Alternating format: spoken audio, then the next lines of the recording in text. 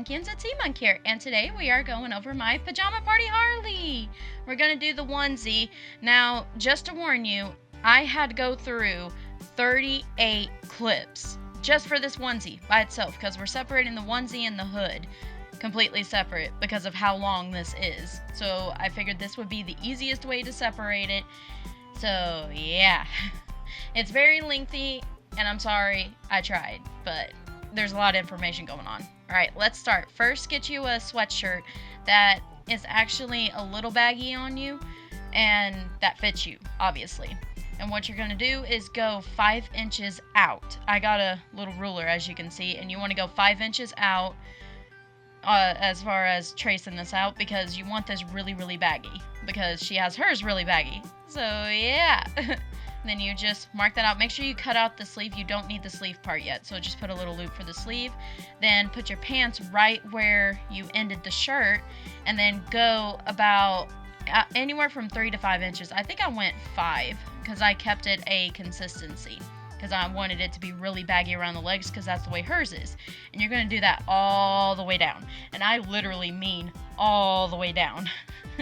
And make sure you put this, when you first go to trace this out, make sure you put it on a fold, because you're going to want this on a fold. Because, you know, you're going to pull it out and it's going to look like the back, because you want the seams to look really nice. So that's why I suggest cutting this fabric on a fold. But once you trace out your pants, as you can see, I'm still doing that. It was pretty lengthy. Now you're going to do the inside a little bit. You're just wanting to like 1/2 inch. That way it makes that line. Make sure you do a 1/2 inch seam allowance all the way around, of course. So yeah, that's what you look like right now. Your onesie. Now you're going to duplicate it. And this time you don't have to put it on a fold. You can put it on the edges, because the front is going to be open. And now I'm going to show you how to do a diamond shape. I got some foam paper and just cut a little square sideways. And voila, diamond.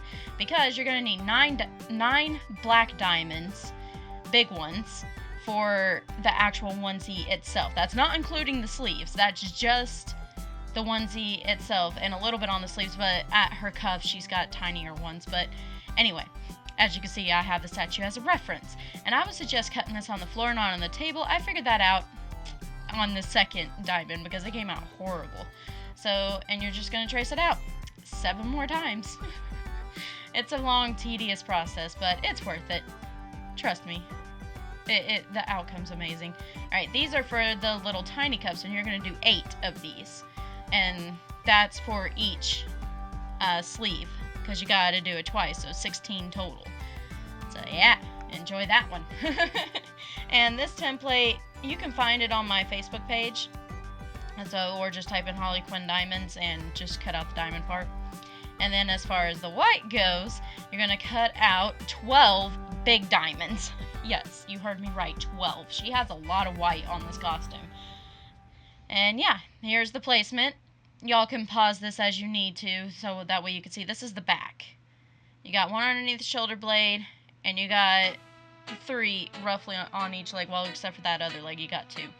But this, I slowed it down to real time, so y'all could see exactly how many and where at, and that's why it's going it over and over again. So I recommend you pause it and fit it to yourself. And now we're going to do the front. Yay! And here's the diamond placement for the front. Sorry, you know how my camera is with the red, so unfortunately, yeah, it's going to take a good minute to adjust, because you know how this camera loves the color red. But here it is. And I would suggest pausing it, because this is where it gets complicated on the legs. Like, this is exactly replicated from the exact statue. Like, I painstakingly stuck the statue in the floor and pinpointed on me where exactly the diamonds would go from her statue. So this is about as accurate as you're gonna get. Trust me, if you're one of those accuracy people, I am to an extent, and this was definitely one of those. So, yeah. Here you go. And go ahead and pin all of these down. You're going to thank me later for pinning them all down now. Trust me. Because next, we're going to have to sew it. And I showed you my settings on my sewing machine. I did zigzag stitch 2 on that. I don't know the technical names for these, I'm sorry, but the first option is 2. So, and then the next option is 1. And then the next option is 3. Like I said, I'm sorry, I don't know the exact terms, but that's what it is. And here they are again, just for reference. And here we go. Now you're going to sew it all down. Yep, that's right. You're doing a tight zigzag stitch, in other words, to sew every single diamond down while changing your threads. I would suggest do all the white ones, then all the black ones, you know, just to alternate them. That way you can switch threads and just get it all done at once. And you're going to do it to front and back. Now we're going to trace out the sleeve. Literally put your arm down. And she has it semi-tight around the sleeves, but I added an extra, like, 3 inches again. So, as you can see. But yeah. And now we're going to do the cuffs. Make sure you cut out 2 arms, FYI, after you trace your arm. And here's where we pin down those 8 tiny little diamonds. Oh, joy. I was sick and tired of diamonds when I finished this costume. And you want to make sure this is going to land like right above your wrist. And here we are. I'm showing you where to put the diamonds. So yeah, you would have to look at the statue for reference as far as which sleeve to put which diamonds on what. So I'm sorry about that. But you can find them easily on Google. It's not that hard. And then here comes some more diamonds. Oh, the joy of so many diamonds. And see, you want to put this on before you close up the sleeves, because it's going to be difficult to put them on the sleeves if you already closed them up. That's why I suggest you don't close up the sleeves yet. Just do this part. And this is where I found out. I left this clip in here on purpose. This is actually not there anymore. But I was showing you the difference between what was wrong. And then now you sew up your sleeve. Because I didn't realize that the diamond was actually on her sleeve. That's what I was trying to prove in that clip, is that it is on her sleeve, not her shoulder. And that's what I was showing you. So, yeah. And then now you're going to sew the sleeves onto the actual onesie. And I would suggest turn your outfit inside out and then put the sleeve right side in and sew it that way. And just add a little tiny bit of elastic around the wrist and make sure it's decently tight. And yeah, now we're going to start on the diamond in the front. Yay! Oh yeah, and earlier, don't forget to leave allowance for your neck. You kind of need your neck, so don't forget that. Sorry. But now not cutting out, but tracing out the diamond shape that's on the front of her outfit. Diamonds again. And these are my own custom measurements. I do not remember what they are because I did this outfit literally a year ago. So I'm sorry, but once you do that, you cut it out. I cut it on a fold. You don't have to. But I just cut it straight down the middle to make it easier. And now we're just going to sew it straight to that and hem it. Straight to the front of the onesie and hem it. Yay! See? Look at all that. A lot of pins. Now there's this long line of white that goes straight down the front of it. And this is exactly what I'm doing. I measured the size of my buttons. I got jumbo size buttons. You don't have to, but I did.